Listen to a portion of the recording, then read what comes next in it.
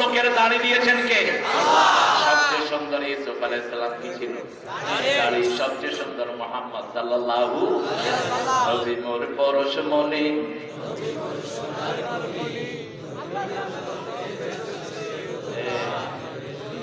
জপতে হবে কার নাম?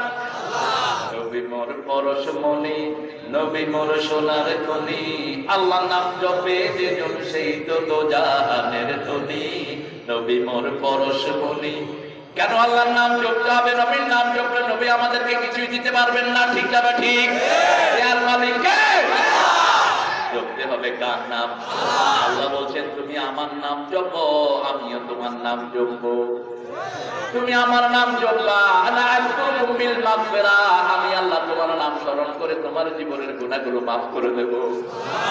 তুমি যদি আমাকে গোপনে স্মরণ করো, আমি গোপনে একা তোমাকে স্মরণ করব। আর তুমি যদি লক্ষ মানুষের ভিতরে আমাকে স্মরণ করো, আমি তোমার যে বড় ভালো মাহফিলে তোমার নাম স্মরণ করে দেব। এখন আল্লাহ এই বনপাড়ার সবার নাম স্মরণ করছেন লক্ষ কোটি ফেরেশতার মধ্যে। আল্লাহু আকবার। এজন্য আল্লাহর নামের ভিতরে কোনো ক্ষতি যখনই জপবেন তিনি আপনার জন্য আছেন না নাই?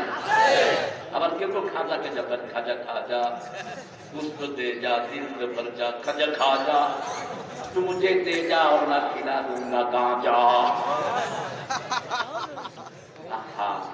বিভিন্ন কবরস্থানে গাঁজা খায় পোলাপা। আপনাদের কুষ্টিয়াতে এই এলাকাতে অবশ্য গাঁজা নাই, শুধু আমি একটু দেখতে গিয়েছিলাম লালন সাহেবের ওটা, অনেকে লিখেছে লালন মাজার।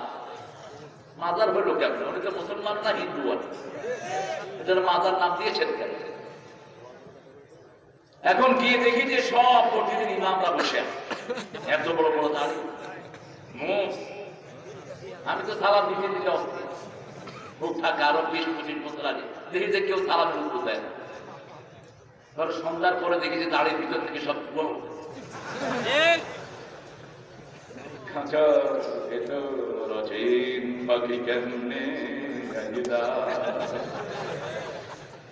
মসজিদে ঢুকো তাহলে বুঝবা কেমনে অচিন পাখি আসে যায়। সেজদা দিলেই বুঝবা কেমনে অচিন পাখি আসে যায়। তাহাজ্জুদের নামাজ পড়লে বুঝবা কেমনে তোমার ভিতরে অচিন পাখি আসে যায়। ঠিক কিনা? একজনকেই ডাকতে হবে, তিনার নাম কি? আল্লাহ। চাইতে হবে একজনের কাছে, দেয়ার ক্ষমতা আর কারো নাই। আমরা সবাই ফকির, আরেক ফকিরের কাছে চাইব কি? তুমিও ফকির, আমিও ফকির। ফকির তোমার যা প্রয়োজন আমারও তা প্রয়োজন। যেমন এক পীর সাহেব এক মুরিদ দিল 10,000, আরেক মুরিদ দিল 20,000, কার উপর খুশি হবে? 20,000-এর উপরে খুশি। গোপনে তারে করে যে তুই দেখা করে দেয়।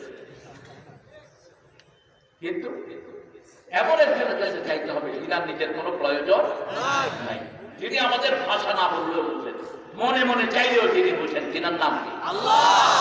চাইতে হবে কার কাছে? আল্লাহ। সে আল্লাহ 24 ঘন্টা দেওয়ার জন্য রাজি, যারা চায় না তাদের উপর তিনি নারাজ। আর দুনিয়াতে যারা বেশি চায় তাদের উপর মানুষ নারাজ। ঠিক না বেঠি? মাকে বেশি ডাকেন মা মা মা, মা বলবে মে মে করস কেন?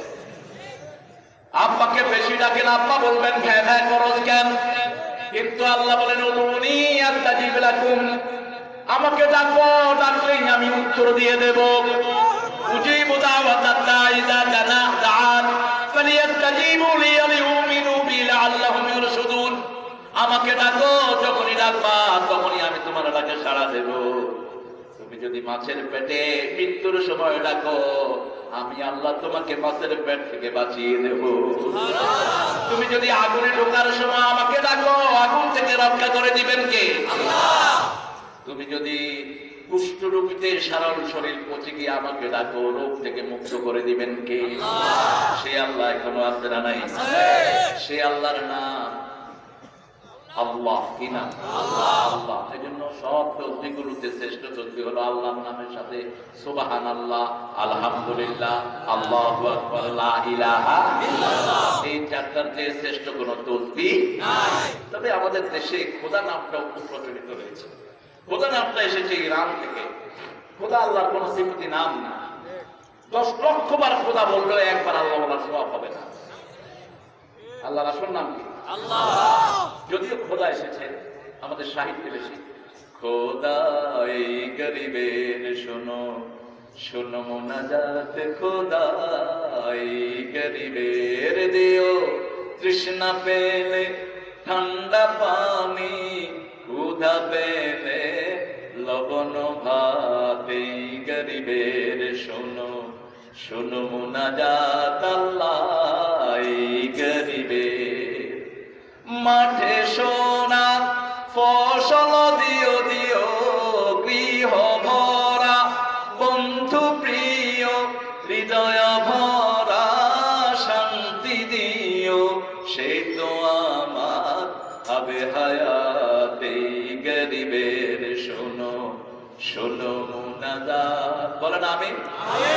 কার কাছে চাইলেন? আল্লাহর কাছে চাইলেন। আর যারা খাজার কাছে চায় তারাও ফকির, খাজাও ফকির। যার কাছে চাইবেন কিয়ামতে আল্লাহ তার কাছে পাঠিয়ে দিবেন। যার ইবাদত করবেন তার কাছে আল্লাহ কিয়ামতে পাঠিয়ে দিবেন। যাও মূর্তির সামনে সেজদা দিয়েছো, মূর্তির কাছে যাও। পীরের কাছে চেয়েছো, পীরের কাছে যাও। তোর জন্য কিছু নাই। চাইবেন একজনের কাছে, যিনি কারো কাছে মুখাপেক্ষী নয়। চাইলেও খুশি, না চাইলেও তিনি সব সময় আমাদেরকে দেন। কি দেখা মশা মারে,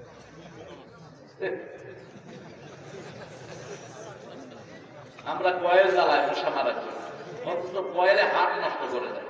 মশা একটু রক্ত খাবে, খা। আমাদের গ্রামের মশা খুব ভদ্র। এক বাড়িতে গিয়ে দেখি এক লোক খালি গিয়ে খাতা দিয়ে শুয়ে আছে। কাঁথা বুঝেন? ওই যে লুঙ্গিরে এত করে বাঁধে, কি বলেন এটাকে?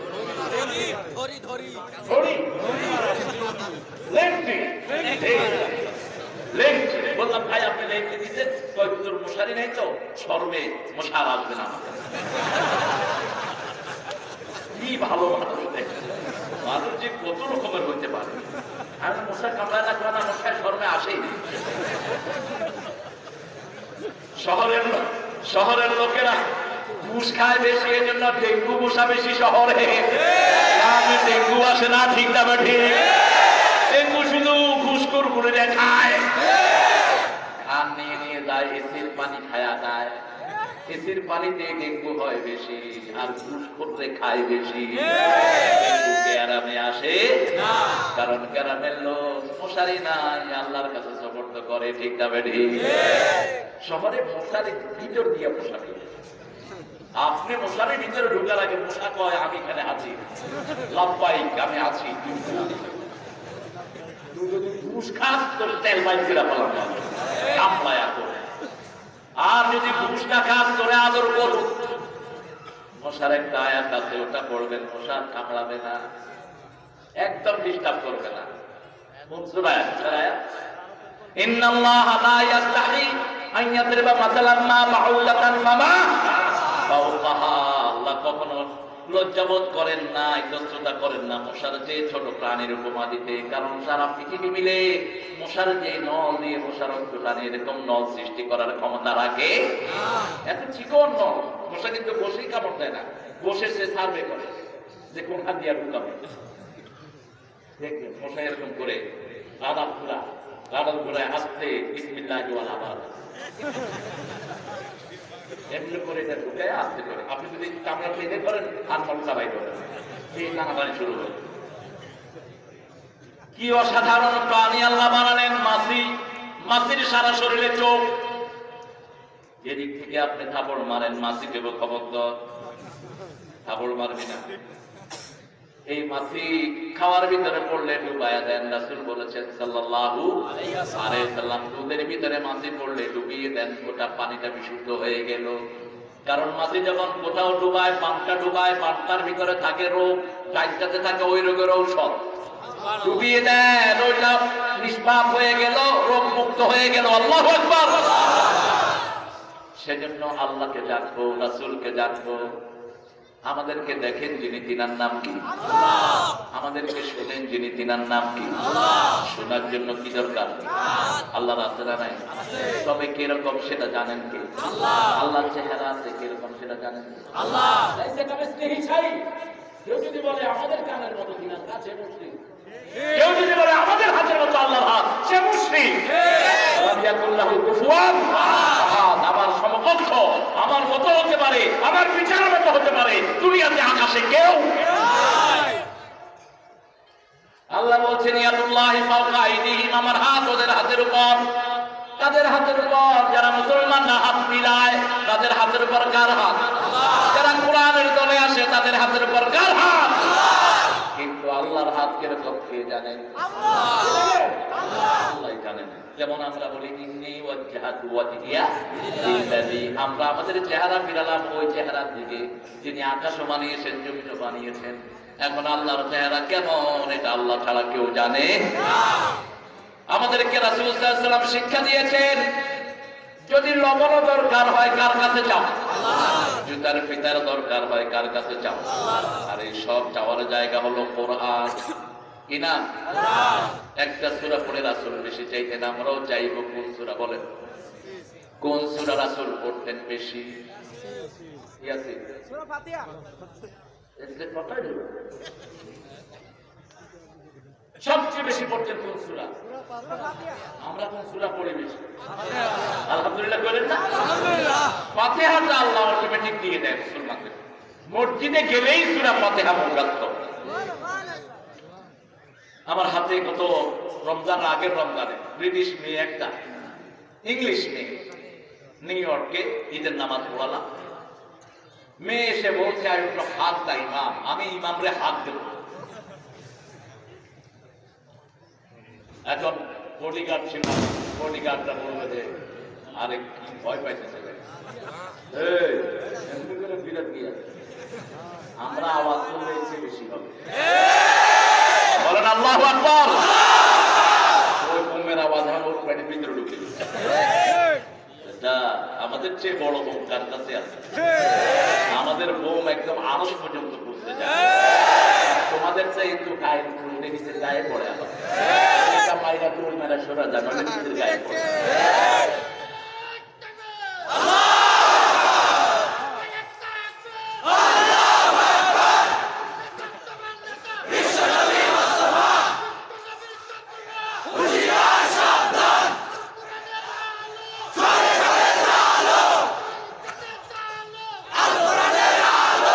আল্লাহ কবুল করুক, বলেন আমিন।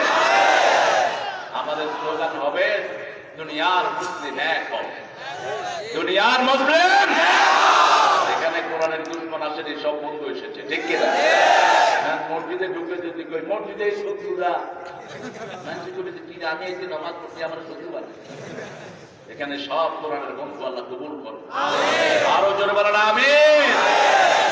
তবে আমার নবীর দুশমন যারা, তারা আমারও দুশমন। আমার কোরআনকে যারা অমান্য করে আমরা তাদেরকে অমান্য করি, কোরআনকে যারা ভালোবাসে তাদেরকে আমরা ভালোবাসি। যদি একটা হিন্দু কোরআনকে ভালোবাসে তার জন্য আমার ভালোবাসা আছে না নাই? যেমন প্রথম অনুবাদ করেছেন আনোয়ার সাহেব, প্রথম অনুবাদ করেছে গিরিশচন্দ্র করেন নাই, প্রথম অনুবাদ করেছেন দিনাজপুরের একজন কলেজের স্যার, আমাদের স্থানের মধ্যে একজন স্যার, তিনি ছিলেন আনোয়ার সাহেব। তারপরে সব কথাটা করেছেন গিরিশচন্দ্র দেব। তারপরেও আমরা তাকে শ্রদ্ধা করি, আমাদের কোরআনের সাথে তার হাত লেগেছে, ঠিক কিনা? কোরআন আছে যেখানে সম্মান আছে, কোরআন যেখানে রাখি ওটার নাম কি? হালকে সম্মান করি না, গোলাপ পানি চুপু খায়। তো কোরআনের সাথে একটু থাকলে যদি এরকম দাম হয়, কোরআন মানলে কতটা দাম হবে? কোরআন যদি আপনি মানেন, পা উঠাবেন, আপনি 7 আকাশ ছেড়ে যাবেন, আঙ্গুল তুলবেন, 4 টুকরা হয়ে যাবে। কোরআন যদি একটু মানেন, আপনি হ্যাঁ বললে হালাল হয়ে যাবে, না বললে হারাম হবে, ঠিক কিনা? রাসূল কোরআন মেনেছেন, হ্যাঁ বলেছেন হালাল, না বলেছেন হারাম। আঙ্গুল তুলেছেন, 4 টুকরা হয়ে গেছে। ইনশাআল্লাহ ইকতারাবাতিস সাআতু ওয়া শাক্কাল কমর, কিয়ামত নিকটে, চাঁদ নিকট হয়ে গেছে। সুবহানাল্লাহ, সুবহানাল্লাহ। নীলার মাসলাম দেখলেন 4 থেকে 2 খণ্ড। জমিনে আসলেন, এসে তিনি বললেন বায়োগ্রাফি অফ মুহাম্মদ, মুহাম্মদের জীবনী আমি চাঁদের মধ্যে দেখেছি। লোকেরা বলছে what are you talking about, তুমি কি বলছো? চাঁদে তারা যা দেখেছে সবটা যদি নাসা প্রকাশ করত, দুনিয়াতে কোনো মুসলিম খুঁজে পাওয়া যেত না। 2টি জিনিস মাত্র প্রকাশ করলেন, নীলান মাস্টার এরিনলদিন তিনারা বলছেন সারা পৃথিবী দেখলাম অন্ধকার, দুই জায়গা থেকে আকাশে আলো উঠছে, একটা হলো কাবা আর একটা হলো মদিনা।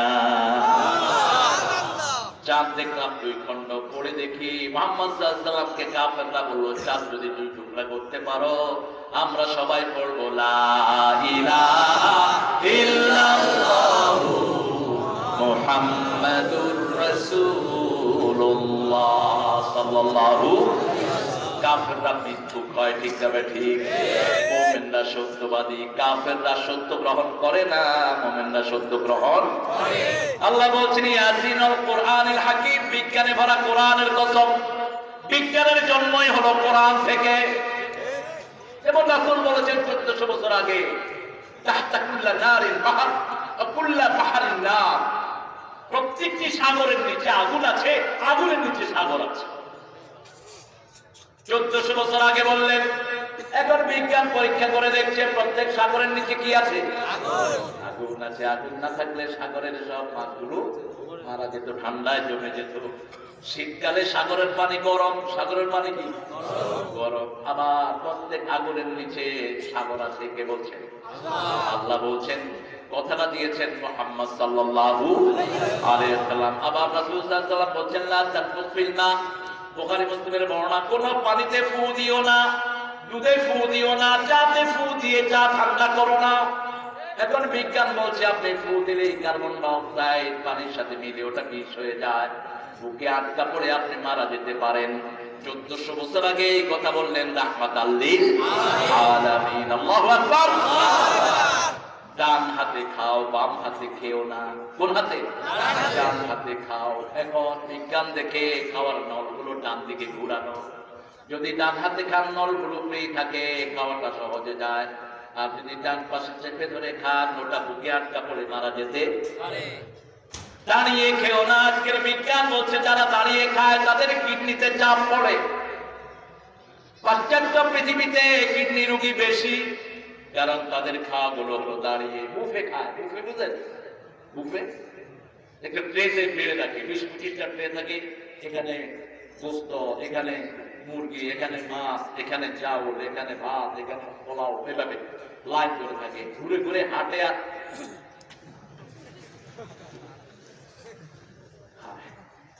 খাইতে খাইতে কি হয়?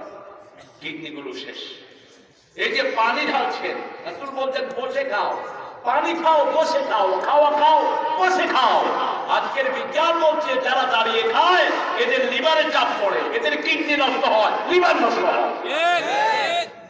1400 বছর আগে বলেছেন মুহাম্মদ সাল্লাল্লাহু ইয়াসিন ওয়াল কুরআনিল হাকিম। কোরআনের কথা কোরআনের 52 জায়গায় বলেছেন কে? আল্লাহ। বাইবেলের কথা বাইবেলের কোথাও নাই। গীতার কথা গীতার নাম গীতার কোথাও নাই। বাইবেলের লোকদের সাথে আমার অনেক উঠা বসা হয়েছে। 1991 সাল আমার একটা কোরআনের ক্লাসে বাইবেলের একজন মহিলা পাদ্রী মহিলা ঢুকলেন।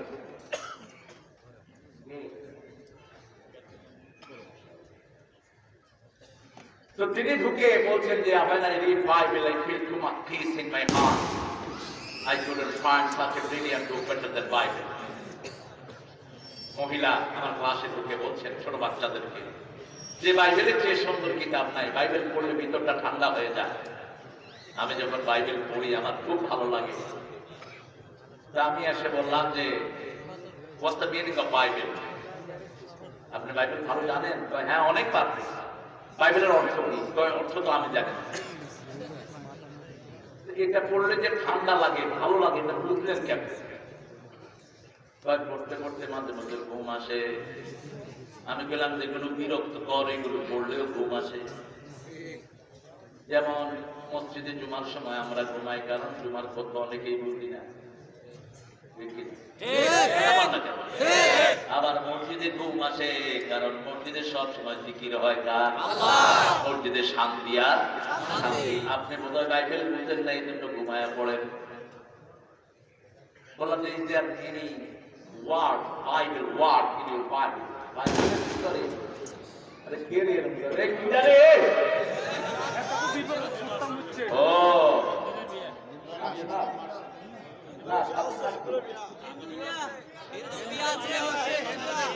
ও বিয়া, আচ্ছা। আর করবে কি ওরা? একটু ফুটায়া একটু আনন্দ করে, ওদের তো আর ফুটাইলে বলাবার একটু আনন্দ করলো। তো আমি বললাম যে বাইবেল শব্দটি কি বাইবেলের কোথাও আছে নাকি? এখন উনি আর কথা বলছেন, উনি বিপদে পড়ে গেলেন।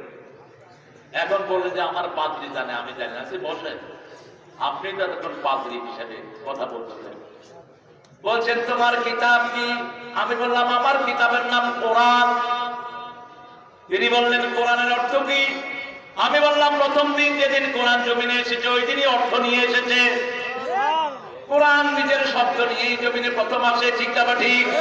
একরা থেকে কোরআন, একরা থেকে কি কোরআন, ইকরা বিসমি রাব্বিকাল্লাযী খালাক, বুঝে পড়ার নাম কোরআন। মসজিদে বলবো কোরআন সবচেয়ে বেশি পড়া হয় যেটা, সেটার নাম কি? বারবার যেটা পড়া হয় সেটার নাম কি? এর সাথে যেটা মিলিয়ে দেয় সেটার নাম কি? কোরআন। কোরআন শব্দের দুটি অর্থ, কার নুন থেকে আর কার নুন থেকে। যদি হয় কার নুন থেকে মিলানো, অতীতের সব নবীদের দোয়া কোরআনে আসরা নাই।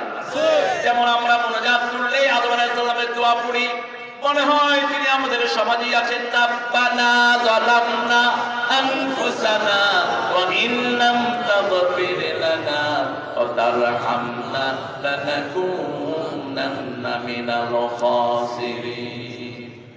এই দোয়াটা কবে আদম আলাইহিস সালাম করেছিলেন আমরা কেউ জানি না। বিপদে পড়লে আমরা পড়ি লা ইলাহা ইল্লা আনতা সুবহানাকা ইন্নী কুনতু মিনাল যালিমিন। সারা দুনিয়ার যত মানুষ বিপদে পড়লে আমাদের দোয়ায় পড়ে, ঠিক না ঠিক?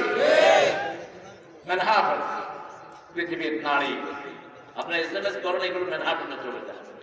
ওয়ার্ল্ডকে কন্ট্রোল করছে মেনহাট, ইকোনমিক্যালি, সায়েন্টিফিক্যালি।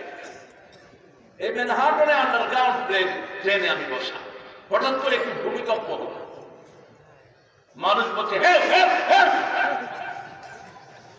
আমি তো চুপচাপ বসা। আচ্ছা বলুন হেল্প করবে কে? হেল্প করবে? তুমি হেল্প করবে?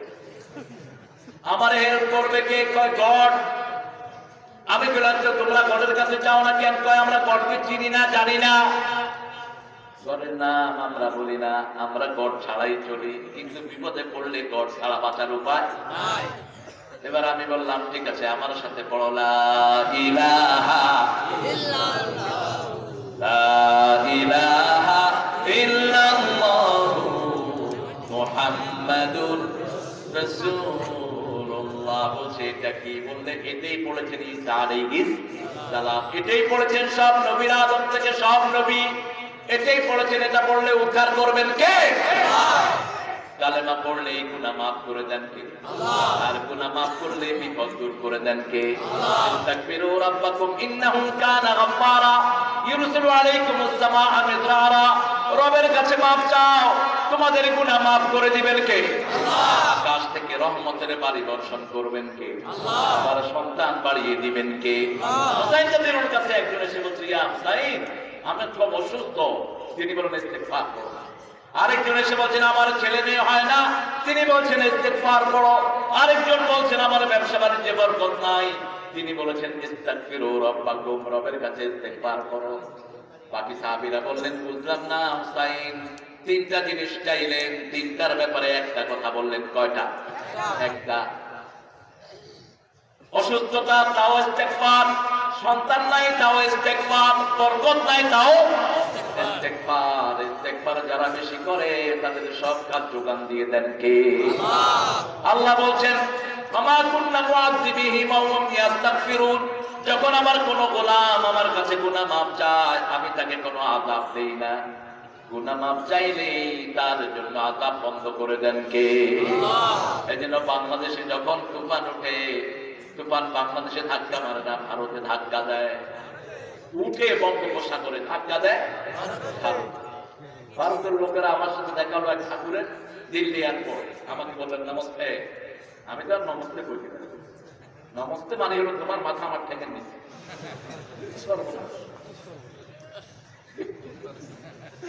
আদাব টাদাব পাওয়া যায়, আদাব তো তিনি আমাকে নমস্তে বললেন, আমি ওকে बैठिए क्या ঠাকুর जी बैठिए। ঠাকুর চিনেন তো? চুল দাড়ি মুখ কোথায় গিয়ে লাগছে বলতে পারবেন, হাসে না কাঁধে বুঝো, গায়ে কাপড় কম থাকে। ঠাকুর ঠাকুর আবার বিয়েও করতে পারবেন, কি জানো আমাদের মসজিদের ইমামরা কত সুখী, চাইতে বিয়ে করে আছে না করে, কিন্তু যার গোর মধ্যে ইনসাফ রাখবে, এক গোর কাছে বেশি আরেক গোর কাছে কম, আল্লাহ পিঠে আপনার ভালো এটা করবা না যদি ইনসাফ করতে না পারো। কয়টা? কয়টা? একটা। فانكحوا من النساء ما طاب لكم مثنى وثلاث ورباع فإن خفتم ألا تعدلوا فواحدة. You can marry 2, 3, 4. If you are fair, you won't be able to make justice among your whole world. Stay on one. দুটি করো, তিনটি করো, চারটি করো, যদি ইনসাফ প্রতিষ্ঠা করতে না পারো। কয়টা? একটা। রাসূলের পরিবার বলতেন 9 বিবি একসাথে বলতেন, এমন কোন দিন যেত না যে দিন রাসূল সাল্লাল্লাহু আলাইহি ওয়াসাল্লাম একাধিকবার আমাদের খবর নিতেন না। মিনিমাম 3 বার একজন বিবির খবর নিতেন রাহমাতাল লিল আলামিন। 11 জন বিবি ছিলেন, 2 জন মারা গেছেন, বাকি কয়জন? বাকি কয়জন? 9 জন। এই 9 জনের খবর নিতেন দৈনিক 3 বার। কয়বার? সকালে একবার, মাগরিবের পরে একবার, আর রাতে আবার যেই বাড়িতে থাকতেন ওই বাড়িতে বিবিদের সমাবেশ করতেন। আমরা কত খবর নেই, বিরাট নেতা, ওর খবর নেওয়ার সময় নেই। তোর নেতাগিরির গোষ্ঠী, তোর নেতাগিরি দিয়ে আল্লাহর কাছে পার পাবি না। ওই ব্যক্তি যতক্ষণ মাফ করবে না আল্লাহ তোরে মাফ করবে না।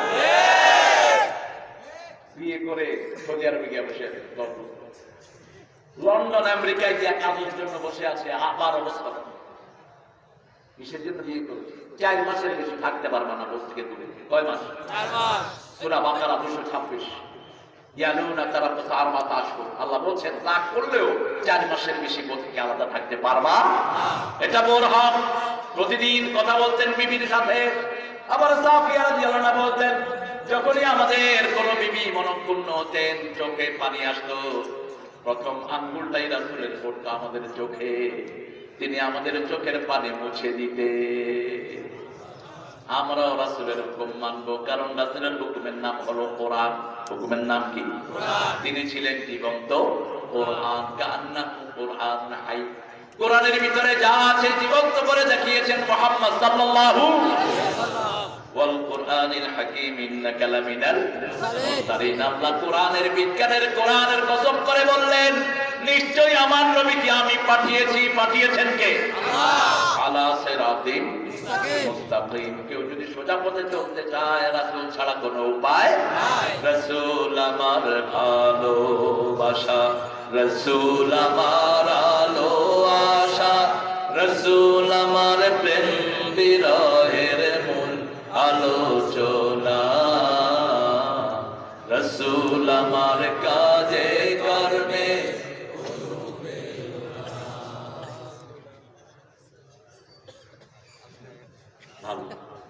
একসাথে বলতে হবে। যখন দারুণ দুঃখ নামে আমার জীবনে জুড়ে, বিপদ আপদে মুসিবতে মরি পুড়ে পুড়ে, তখন তোমার শৈশবে কৈশোর যোগায় সান্ত্বনা, রাসূল আমার কাজে কর্মে অনুপ্রেরণা। সাল্লাল্লাহু আলাইহি ওয়াসাল্লাম। রাসূল কোরআনের দাওয়াত দিয়েছেন, আমরাও দেব। রাসূল মায়ের খেয়েছেন, আমরাও কোরআনের জন্য মায়ের খেতে রাজি আছি।